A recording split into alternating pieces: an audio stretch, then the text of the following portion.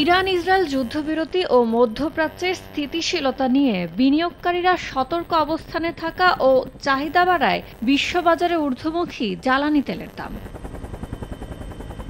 বৃহস্পতিবার ব্রেন্ট ক্রুডের দাম বেড়ে ব্যারেল প্রতি $৬৭.৮৩ দাঁড়িয়েছে, আর মার্কিন WTI ক্রুডের দামও বেড়ে ব্যারেল প্রতি হয়েছে $৬৫.১২।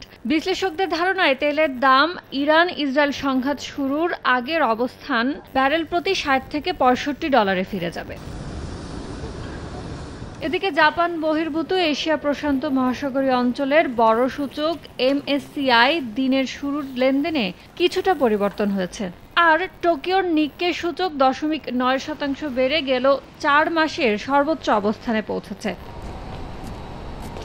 ট্রাম্পের শুল্ক নীতিতে বিনিয়োগকারীরা উদ্বিগ্ন হয়ে বিকল্প খুঁজছেন, ফলে বৃহস্পতিবার কমেছে মার্কিন ডলার সূচক। এটি 2022 সালের মার্চের পর সর্বনিম্ন স্তরে নেমেছে।